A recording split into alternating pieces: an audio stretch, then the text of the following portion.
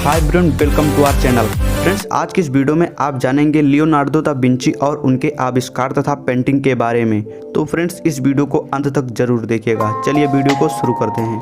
15वीं और 16वीं शताब्दी के मोड़ ने इतिहास में बड़े बदलाव लाए, इसीलिए इसे आधुनिक युग की शुरुआत माना जाता है। लियोनार्दो दा विंची कट्टर पुनर्जागरण पुरुष भी इसी अवधि में रहते थे। एक कलाकार और एक आविष्कार दोनों के रूप में अपनी पहचान बनाने वाले दा विंची ने अपने लंबे समय विविध करियर के दौरान कई शहरों में काम किया, लेकिन फ्लोरेंस में उनके वर्ष शायद सबसे ज़्यादा उल्लेखनीय थे। दा विंची ने निश्चित रूप से पहले के वैज्ञानिकों के विचारों का इस्तेमाल किया था, लेकिन उनके अधिकांश आविष्कार और वैज्ञानिक उपलब्धियां जो उनके समय से काफ़ी आगे थी, प्रकृति की उनकी टिप्पणियों से उपजी थी। इनमें मानव शरीर के विच्छेदन के आधार पर मानव शरीर रचना का उनका अध्ययन शामिल था। एक इंजीनियर के रूप में दा विंची के काम का एक और दिलचस्प पहलू उनके उड़ान का अध्ययन था। हालांकि उनके अधिकांश विचारों ने कभी भी ड्राइंग बोर्ड नहीं छोड़ा। उनकी कुछ योजनाओं का परीक्षण बाद में किया गया। एक सैन्य इंजीनियर के रूप में दा विंची का कार्य अधिक व्यवहारिक था। उनकी अधिकांश युद्ध मशीनें और उन्होंने कई सरल आक्रामक हथियार और शानदार रक्षात्मक मशीनें विकसित की। इनमें से कई को युद्ध के आधुनिक हथियारों का अग्रदूत माना जाता है। अपने कलात्मक अध्ययन और विभिन्न विषयों के रेखा चित्रों के अलावा वह एक चित्रकार भी थे। उनकी कई रचनाएं प्रसिद्ध हो गई। उदाहरण के लिए मोनालिसा, जो कला के इतिहास में सबसे प्रसिद्ध कार्यों में से एक है। मोनालिसा की रहस्यमयी मुस्कान उम्र के साथ साथ दा विंची के अपने जीवन का भी सही प्रतिबिंब है। लियोनार्दो दा विंची के आविष्कार। परपेचुअल मोशन मशीन, एलियोथिकल कॉन्स्ट्रक्शंस, जो एक बार ऊर्जा के किसी बाहरी स्रोत या आंतरिक ऊर्जा के नुकसान के बिना हमेशा के लिए गति शुरू कर देता है। यदि हम एक ऐसी संरचना का निर्माण कर सकते हैं जिसके पुर्जे बिना किसी घर्षण के चलते हैं, इसके लिए हमें वायु प्रतिरोध से बचने की आवश्यकता होगी। प्रकृति के नियमों के अनुसार ऐसा संभव नहीं है। मानव युक्त ऑर्निथॉप्टर, उड़ान से संबंधित शोध। लियोनार्दो ने एक उड़ने वाली मशीन तैयार की। इस असाधारण जटिल अध्ययन का उद्देश्य पक्षियों की विभिन्न चरणों की कॉपी करना था। संगीत वाद्य यंत्र। लियोनार्दो के विविध कार्य संगीत के क्षेत्र में भी कई घटनाओं को प्रेरित करते हैं। उनके कई रेखा चित्रों और अध्ययनों का विषय संगीत वाद्य यंत्र है। हेलीकॉप्टर। लियोनार्दो के स्केच में सबसे दिलचस्प में से एक हवाई पेंच की योजना है। उनकी योजना एक संरचना का निर्माण करने की थी जो हवा में ऊपर उठती है जब वह घूमती है। हवा का अध्ययन करने पर पता चला कि हवा में ड्रिल करने पर उड़ सकेगा। ऑर्निथॉप्टर, यह यांत्रिक पंख उड़ने के लिए बनाया गया था जिसकी प्रक्रिया पंछियों के पंख से मिलती है। Lifting wing. लियोनार्दो उड़ान की घटना से रोमांचित थे। इस प्रकार उसे केवल पंखों को तेजी से फड़फड़ाने की समस्या को हल करने की थी। फ्रेंड्स, लियोनार्दो दा विंची ने युद्ध के लिए उपकरणों पर भी काम किया है।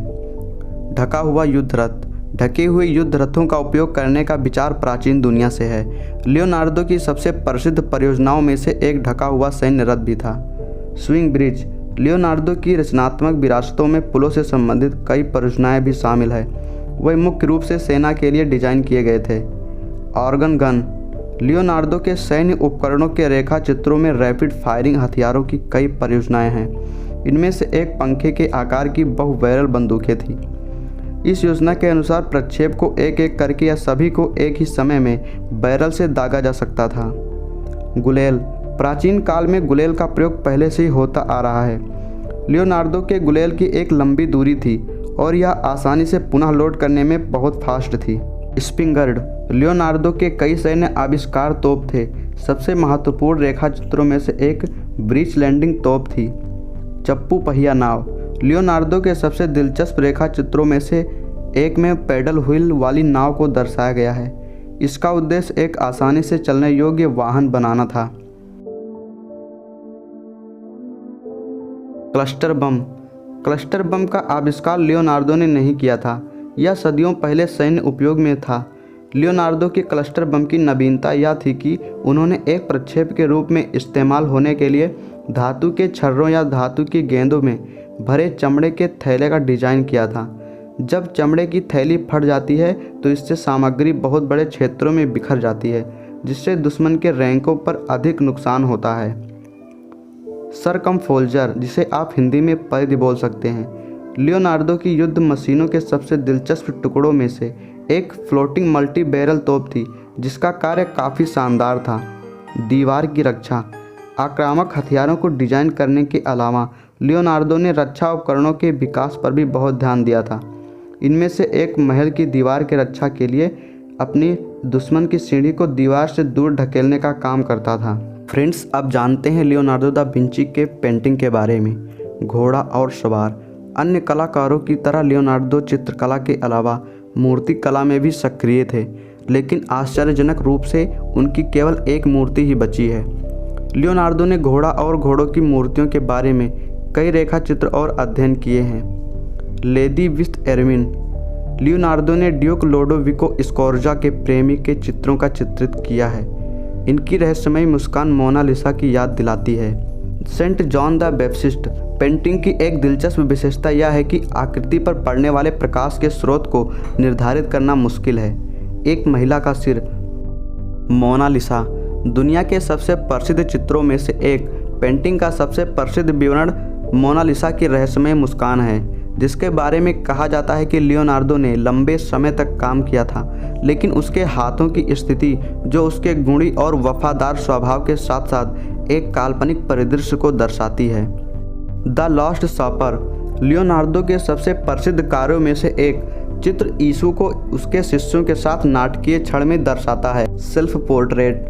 यह चित्र व्यापक रूप से लियोनार्दो का स्वयं चित्र माना जाता है। फ्रेंड्स, अब जानते हैं लियोनार्दो दा विंची के स्केच के बारे में। इमोला की नगर योजना। लियोनार्दो को नक्शे बनाने में भी दिलचस्पी थी। लियोनार्दो दा विंची समतल ज्यामिति के भी विशेषज्ञ थे। एक मानचित्रकार के रूप में उनकी क्षमताएं इमोला शहर के उनके मानचित्र से सिद्ध होती है। यह कंपास का उपयोग करके बनाया गया पहला पूरा नक्शा था। पुरुष कंधे का शारीरिक अध्ययन। कला और विज्ञान दोनों में मानव शरीर रुचि का मुख्य क्षेत्र बन गया है। लियोनार्दो ने मानव शरीर रचना विज्ञान में भी रुचि विकसित की। उन्होंने कई मानव निकायों को, उनकी संरचना और तंत्र का अध्ययन किया। मानव खोपड़ी का अध्ययन। मानवतावाद के काल में मनुष्य वैज्ञानिक अनुसंधानों का केंद्र बन गया। अपने कलात्मक प्रतिनिधित्व को पूर्ण करने के लिए लियोनार्दो ने लगातार प्रकृति का अवलोकन किया। उन्होंने सोचा कि उनका नेतृत्व केवल तभी उपयुक्त हो सकता है जब उन्हें पता होगा कि मानव शरीर काम कैसे करता है। इस प्रकार उन्होंने मानव शरीर को विच्छेदित किया। मानव कंकाल का अध्ययन। शुरुआत में उन्होंने जानवरों की लाशों को और बाद में मानव शरीर को अलग अलग करके अध्ययन किया। मानव कंकाल का उनका अध्ययन 1489 में शुरू हुआ। उस वर्ष उन्होंने एक मरे हुए व्यक्ति की खोपड़ी के अत्यंत सटीक रेखा चित्र बनाए। अपने बाद के शारीरिक अध्ययन के परिणाम स्वरूप उन्होंने खोपड़ी अंगों की हड्डियों, रीढ़ और पसलियों के बारे में कई रेखाचित्र बनाए हैं। फ्रेंड्स, लियोनार्दो दा विंची ने स्केचिंग में और भी स्केच बनाए हैं, जैसे ब्रिटूमियन मैन, प्राकृतिक आपदा, हेलमेट में एक योद्धा की प्रोफाइल, सांता मारिया डेला नेवे के लिए लैंडस्केप ड्राइंग, घोड़ों का अध्ययन, एक नाव के लिए डिजाइन, हाथों का अध्ययन और घेराबंदी इंजन। तो फ्रेंड्स, आज के इस वीडियो में इतना ही। फ्रेंड्स, यह जानकारी आपको कैसी लगी कमेंट सेक्शन में लिखना न भूलें और ऐसी अमेजिंग वीडियो के लिए हमारे चैनल को सब्सक्राइब करें। फ्रेंड, मिलते हैं नेक्स्ट वीडियो में। जय हिंद, वंदे मातरम।